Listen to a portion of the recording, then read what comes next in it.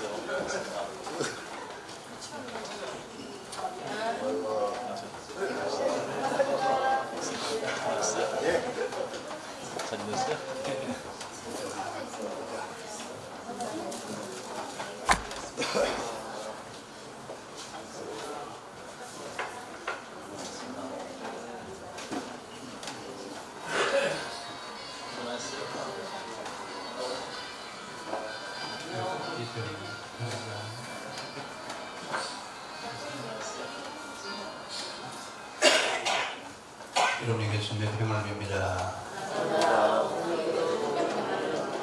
감사합니다. 주의 이름으로 축복합니다. 제가 10년 전에 개척하러 올 때가 40대 중반이었습니다. 근데 그때 제가 공부 지방에 있었는데 그때 감리사가 저보고 그랬어요. 이 기회에 놓고 교회를 개척하러 간다? 너 미쳤다고 그러셨어요. 저보고 미쳤대요. 교회 개척하러 간다니까.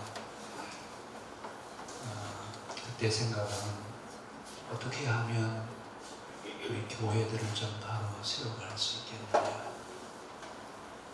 지금 교회가 병들 대로 병들었는데 좀 바로 잡았으면 좋겠다. 교회다운 교회를 했으면 좋겠다. 그래서 처음에는 제가 기독교 영성학으로 박사학위를 했습니다. 근데 박사학위를 할 때 그때는 뭣도 모르고 했어요. 했는데 그게 헬라 철학을 기초로 한 철학이었지 순수한 기독교 신학이 아니었습니다. 그래서 과감하게 버리고 10년 동안 다시 공부를 시작하면서 우리가 흐리케노시스라고 하는 그 영성을 다시 정립하는데 10년 걸렸습니다. 10년 동안 아침에 밥 먹고 내려오면 밤 11시까지 하여튼 엉덩이에 곰팡이 핀다고 하는 것처럼 열심히 공부했습니다. 공부 열심히 했는데 나빠진 건 눈만 나빠지고 허리만 다 망가졌습니다.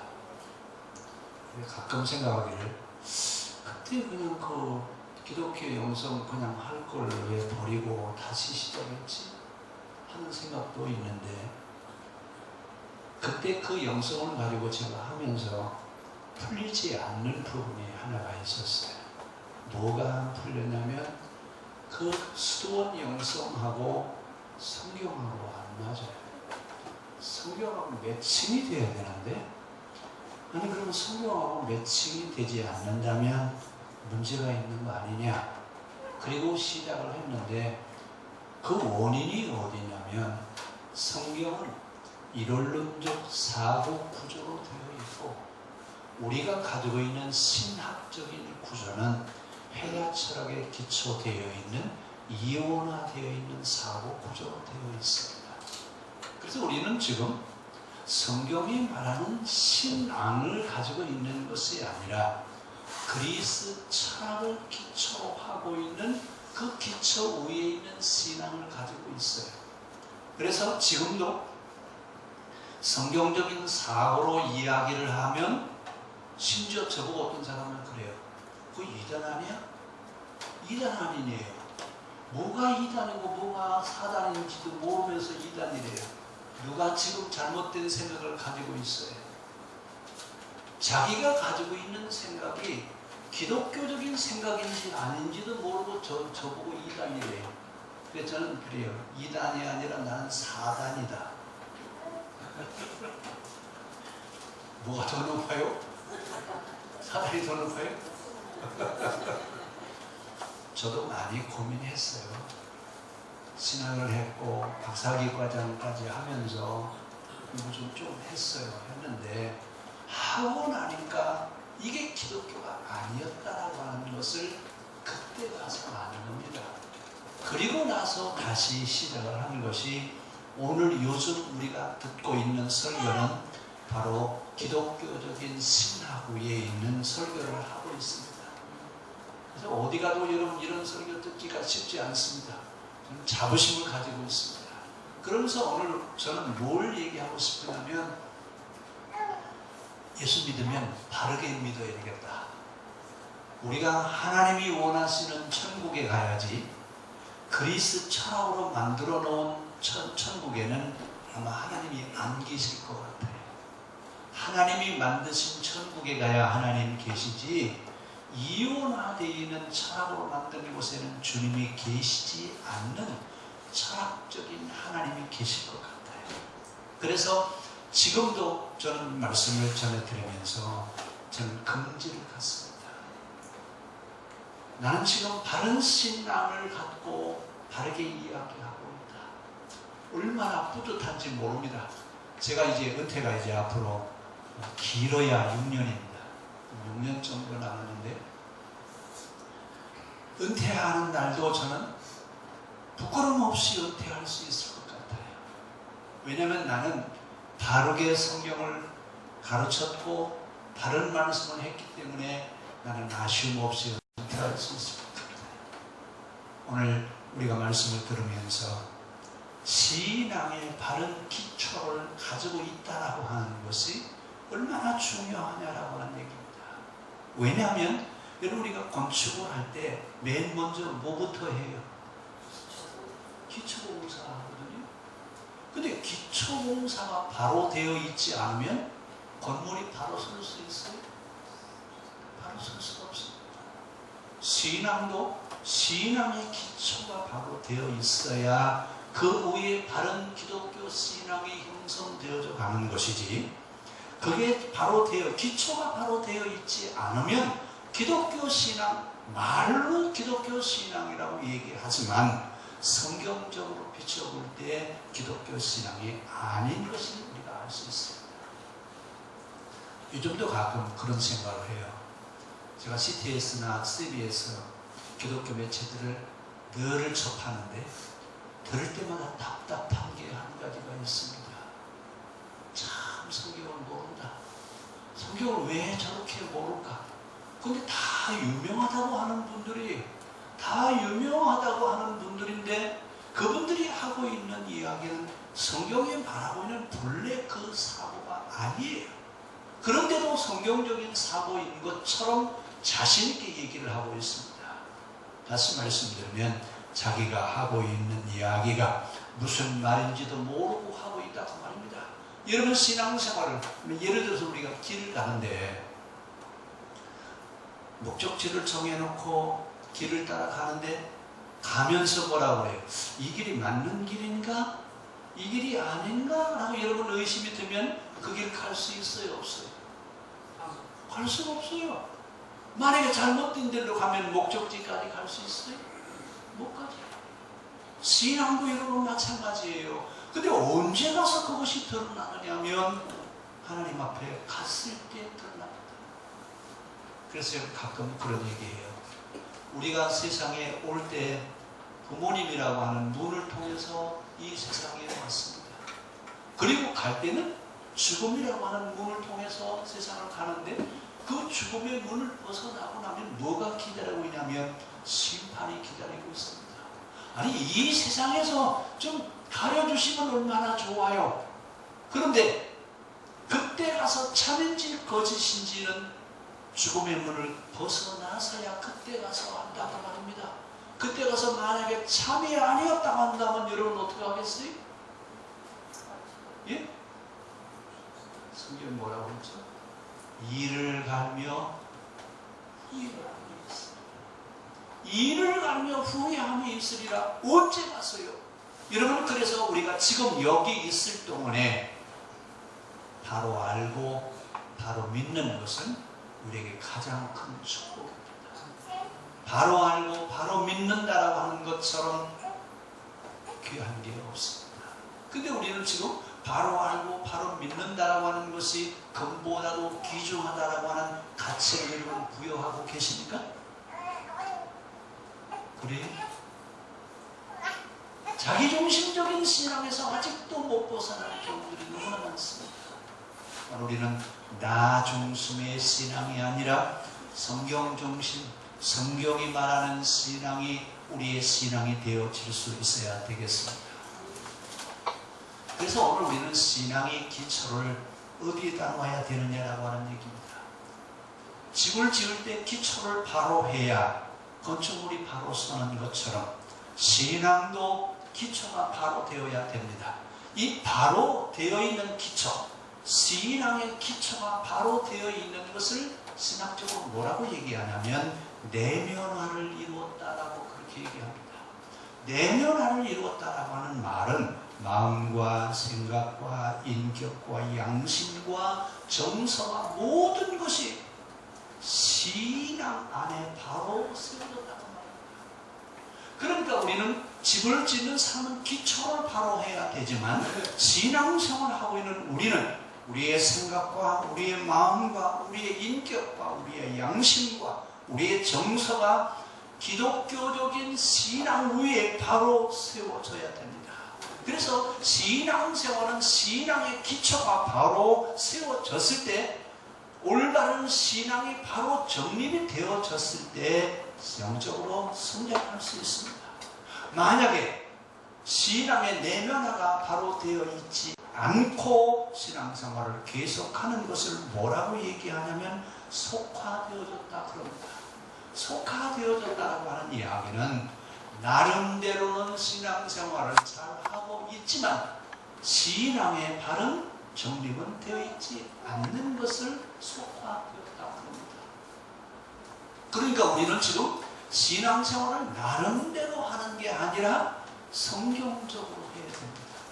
성경에 기초되어 있는 신앙이 우리의 신앙이어야 됩니다. 그래야 우리는 올바른 신앙생활을 할 수 있는데 그 내면이 바로 정립되어지기 위해서는 하나님과 어떤 관계를 가지고 있느냐라고 하는 얘기예요. 오늘 본문에 보면 너희는 나를 누구라고 하느냐라고 주님이 제자들에게 묻습니다. 하나님과 어떤 관계냐 그 얘기입니다. 하나님을 어떤 하나님으로 믿고 있느냐라고 하는 얘기입니다. 오늘 깊이 있는 설교를 하려고 하는 건 아니지만 공관복음서에서 제자들에게 하나님에 대해서 이야기하는 것과 요한복음에서 말하는 하나님에 대한 이야기는 너무나 차이가 있습니다. 오늘 공관복음에서는 우리가 읽은 성경을 마태복음을 공관복음이라고 하는데 이 공관복음에서는 나의 주 하나님은 그리스도시요 살아계신 하나님의 아들입니다 라고 이렇게 고백하지만 요한복음에 가서는 도마가 뭐라고 얘기하냐면 당신은 나의 주님이시고 나의 하나님이시네요. 여러분 우리의 신앙이 어디까지 가야 되냐면 주님은 나의 주님이시고 나의 하나님이시네요. 여기까지 여러분 갈 수 있어야 되겠습니다. 그래서 하나님을 바로 알고 하나님을 바로 믿어야 이기적인 신앙에 빠지지 않습니다. 이기적인 생각에 빠지지 않습니다. 언젠가 제가 예화를 들어서 설명한 적이 있는데 어떤 장애인이 큰 교회를 다니는데 큰 버스를 타고 다닙니다. 근데 장애인이기 때문에 버스를 타기가 불편해요. 근데 예배 끝나고 버스를 타려고 그러면 정정하신 분들이 교회 그 차 창문을 다 열어놓고 가방을 다 의자를 다 갖다 올려놓고 그리고 이제 이 사람은 장애인이니까 맨 늦게 타는 거예요. 올라오면 다 자리가 있어요, 없어요? 예? 없어요. 왜 없어요? 다 자기 자리네요. 아니 예배 드리면서는 거룩한 천사 같고 모든 것을 다 하나님을 인정하는 것 같은데 예배 끝나고 나오면 어디로 돌아가요? 이기주의로 돌아가요. 이렇게 이기주의에 빠지는 원인이 어디 있느냐라고 하는 얘기입니다. 이것은 신앙의 기초가 잘못되었기 때문에 그렇습니다. 그래서 오늘 우리는 우리가 살고 있는 삶의 현장에 늘 하나님의 임재성이 내가 있는 곳에 누가 계시다고요? 하나님 계시다. 하나님 계신 곳에 누가 있어요? 내가 있어요. 이 하나님의 임재성에 대한 감각이 무뎌지면 이런 신앙 문제가 있는 겁니다. 그러니까 오늘 우리는 늘 확인하는 거예요. 내가 있는 곳에 누가 계시고요? 하나님 계시는 곳에 누가 있어요? 내가 있어요. 이 신앙적인 감각이 늘 살아있기를 바랍니다. 이 감각이 무뎌지면요, 양심이 무뎌져가지고 죄를 지켜서도 죄라고 생각하지 않아요. 바른 길을 가고 있지 않으면서도 바른 길을 가고 있다고 하는 것을 잃어버리게 되어 있습니다. 오늘 하나님의 임재성이 여러분들의 삶 속에서 바로 인식되어 질 수 있기를 바랍니다. 이렇게 하나님을 바로 인식하지 않고 임재성이 무뎌지면 내 양심이 뭐라고 얘기를 하냐면, 따라서 합시다. 이래서는 안 된다. 누가 그런다고요? 누가 그래요? 내 양심이 뭐라고 해요? 그러면 안 돼. 그래서는 그렇게 살면 안 돼. 내 양심이 나를 자꾸 두들겨요. 근데 들려요? 안 들려요? 들립니까? 왜 안 들려요? 이 소리가 들려야 돼. 그래서 우리 이번 7월 한 달, 8월 한 달, 2달 동안은 자아 성찰에 대한 얘기를 다음 주부터 이제 설교를 할 건데, 혹시 한문을 아시는 분들은 다음 주에 오실 때 대교약조리라고 하는 한문 수고를 좀 찾아가지고 오시길 바랍니다. 그 이야기는 무슨 얘기냐면, 큰 깨달음을 가지고 있는 사람은 겉으로 볼 때 아주 멍청하게 보입니다. 이걸 대교약조리라고 합니다. 우리 신앙인은 이런 믿음의 비밀이 있어야 돼요. 근데 우리는 어때요? 큰 깨달음을 가지면 세상이 뒤집어져요. 그리고 어디 가서 뭐라고 해요? 내가 말이야 그래도 이런 사람인데, 이건 진짜 신앙이 내면이 바로 정립되어 있지 않은 사람이에요. 진짜 큰 깨달음을 가지고 있는 사람은 전혀 무식한 사람처럼 보인다. 우리가 보는 시각이 이제 좀 달라져야 되겠습니다. 그래서 우리의 신앙이 잘 정립이 되어야 되는데, 신앙이 잘 정립이 됐다라고 하는 이야기는 마음과 생각과 인격과 양심과 정서와 우리의 삶의 모든 것들을 신앙에 기초하고 있을 때를 가르쳐서 하는 말입니다. 이것이 잘 정립되지 않으면 속화되어져 있는 신앙생활을 하는데, 속화되어지면 나름대로는 열심히 잘 신앙생활을 하고 있는 사람을 속화되어졌다 그럽니다. 우리는 성경적인 신앙을 가지고 있습니까? 아니면 나름대로 신앙생활을 잘 하고 있습니까? 우리 옆 사람한테 한번 물어봅시다.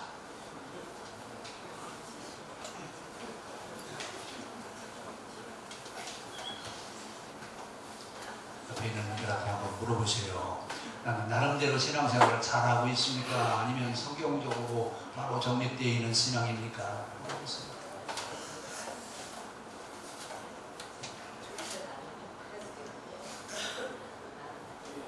나름대로 열심히 하고 계십니까? 그러면 누가 하나님이에요? 누가 기준이에요?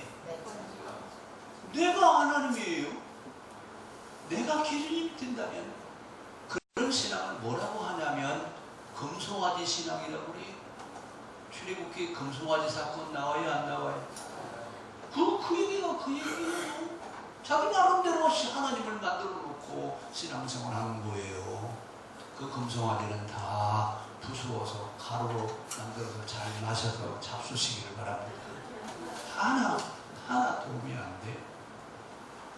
오늘 예수님이 지금 가이사라 빌립보 지방에 오셨습니다. 가이사라 빌립보 지방에 오시기 전에 게네사렛 호수에서 도로와 시돈에서 6개월 동안 특별 교육 훈련을 시켜요.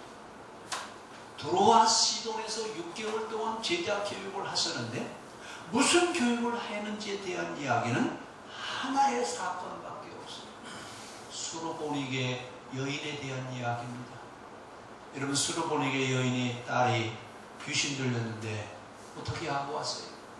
그냥 예수님이 두로와 시돈 지역으로 지나갔을 때 그냥 뭐 예의고 뭐고 있어요 없어요?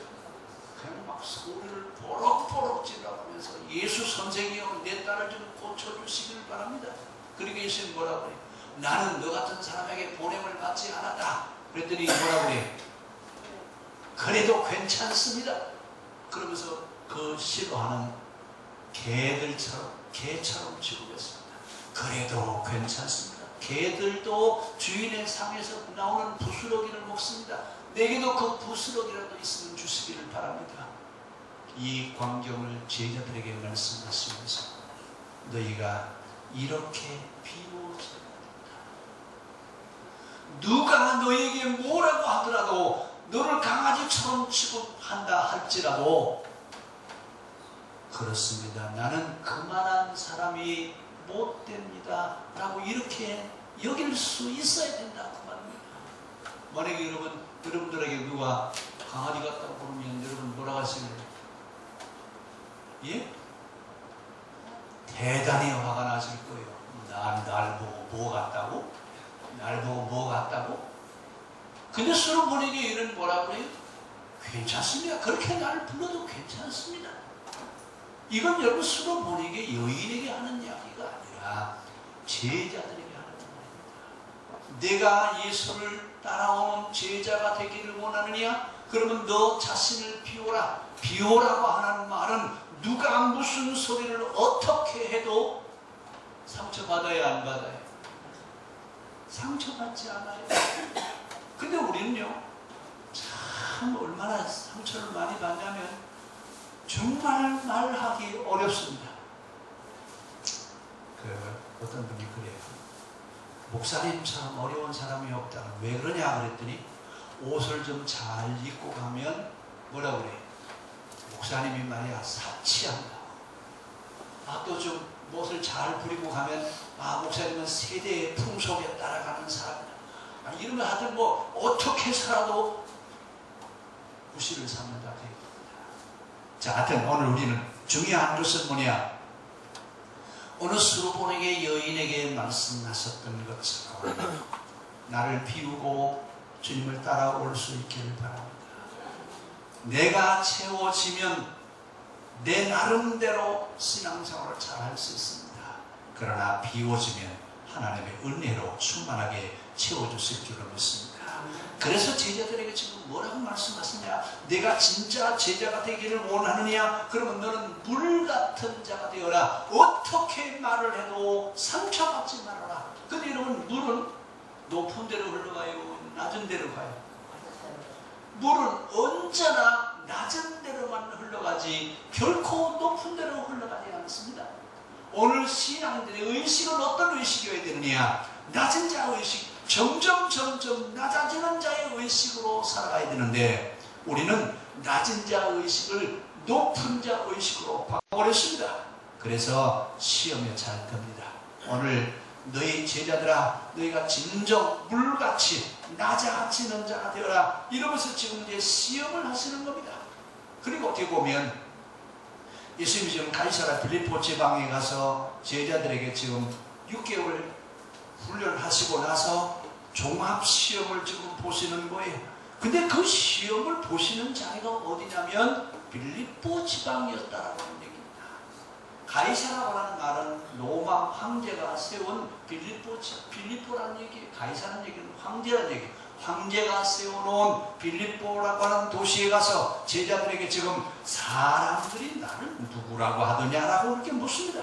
그럼 왜 빌립보 지방으로 가느냐? 이 빌립보 지방은 이스라엘의 헬몬산에서 물이 흘러내려오다가 지하로 들어가서 지하로 들어간 물이 다시 솟아 올라오는 데가 빌립보 지역이에요. 그러니까 물이 풍성하니까 여기에 뭐가 만들어져요? 도시가 만들어지죠. 도시가 만들어지면서 요단강의 발원지가 어디냐면 바로 빌립보 지역입니다. 근데 이 빌립보 지역에는 도시가 발달했다라고 하는 얘기는 온갖 신전들이 다 있습니다. 그게 어디요? 만신상에 있는 곳이 어디냐면 빌립보 지역이에요. 그러니까 모든 신들을 다 구경시켜 주시고 나서 예수님이 지금 물으시는 겁니다. 특히 이 빌립보 지역에는 바알의 신전만 14개가 있고 가이사의 신전, 신화에 나오는 신전들, 모든 신전들이 다 있습니다. 이런 만신전들을 다 구경시켜 놓으시고 그리고 나서 제자들에게 묻습니다. 뭐라고 묻는 거예요? 사람들이 나를 누구라고 하느냐? 인자를 누구라고 하느냐라고 묻습니다. 이 이야기는 제자들아, 너희는 지금 나를 누구로 믿고 따라오고 있느냐 그 말입니다. 너희들은 나를 누구라고 믿고 있느냐라고 하는 얘기입니다. 자, 이 이야기는 지금 제자들이 어떤 하나님인 것을 알고 따라오는지 지금 묻는 질문입니다. 근데 성경에 나오는 하나님은 어떤 하나님이에요? 성경의 하나님은 대표적으로 여러분 출애굽기 34장 6절 말씀입니다. 누가 현대화 성경 출애굽기 34장 6절 말씀을 좀 읽어주세요.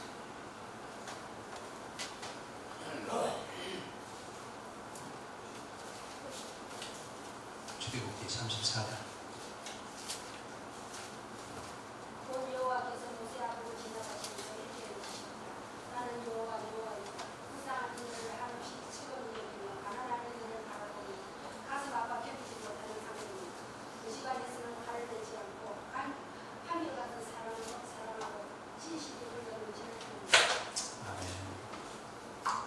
우리가 믿는 하나님은 어떤 하나님이라고요?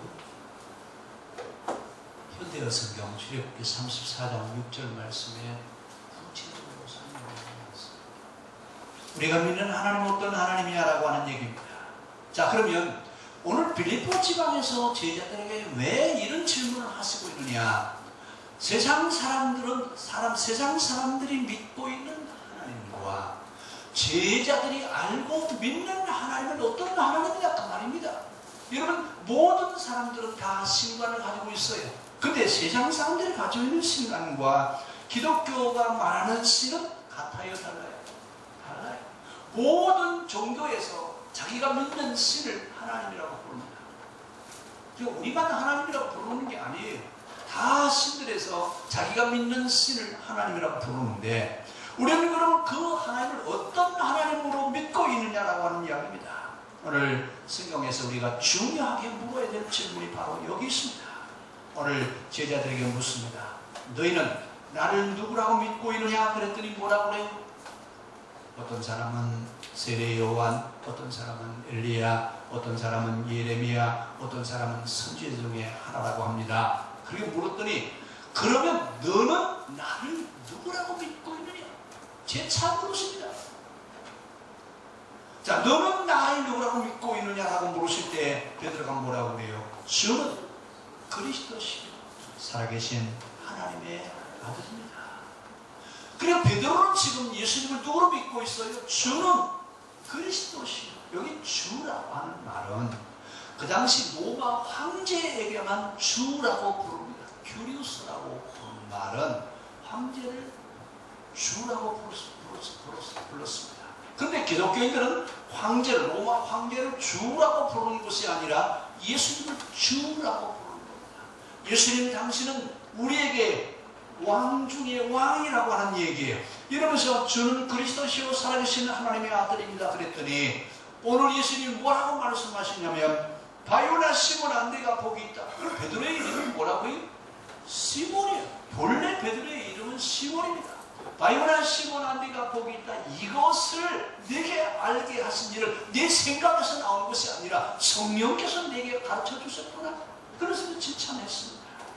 그러면서 뭐라고 말씀하시냐면 오늘부터 내 이름을 시몬이라고 부르지 말고 베드로라고 불러라.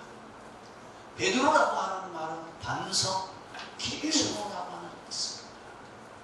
오늘 베드로라고 우리는 주로 베드로, 그러면 본래 이름이 베드로였다라고 생각하는데 본래 이름은 시몬입니다.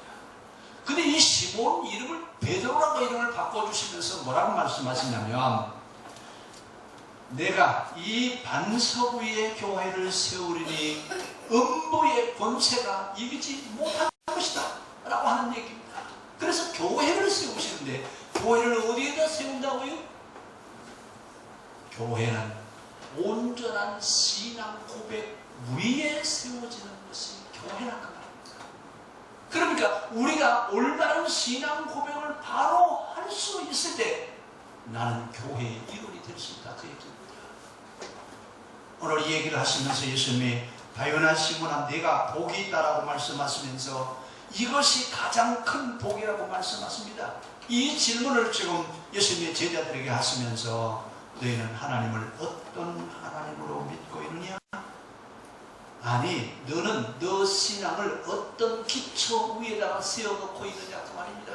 우리의 신앙의 기초는 하나님을 바로 인식하는 데서부터 신앙이 바로 세워질 수 있기 때문에 그렇습니다. 오늘 우리의 신앙이 반석, 기초 위에, 반석 위에 바로 세워졌을 때 온전한 신앙인으로 성장해 갈 수 있습니다. 그렇게 바로 세워져 있는, 다른 기초 위에 세워져 있는 신앙은 마귀도 이겨내지 못한다. 마귀도 이겨내지 못한다. 그런데 그런 다른 신앙을 가지고 있는 사람에게는 천국에 갈 수 있는 열쇠를 하나님 주신대요. 무슨 얘기예요? 천국은 다른 신앙 위에 세워진 자들이 가는 것이지 아무거나 천국에 가는 것이 아니라고 하는 이야기입니다. 오늘 우리의 신앙이 다른 기초, 다른 신앙 위에 바로 서서 죽음의 문을 통과해서 하나님 나라 갈 때 여러분 모두 다 하나님 나라에 갈 수 있기를 바랍니다. 지옥으로 처지는 분이 한 사람도 없기를 바랍니다. 다른 신앙 중요해요.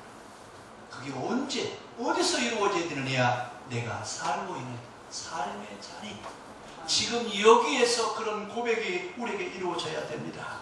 오늘 베드로에게 내가 너 위에 교회를 세우리라고 말씀하셨습니다.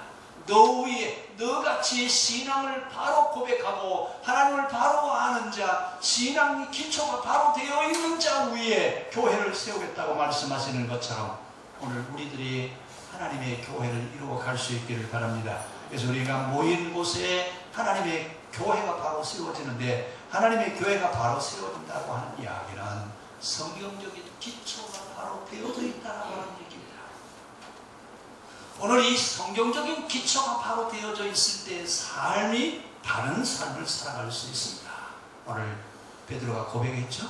뭐라고 고백했어요? 주는 그리스도시 살아계신 하나님의 아들입니다. 이 고백이 베드로의 고백이 아니라 여러분의 고백이시기를 바랍니다. 이것이 신앙의 기초가 되게 하라고 합니다. 이것이 신앙의 기초가 되어질 때 주님은 뭐라고 말씀하셨어요? 내가 그리스도다. 내가 메시아다.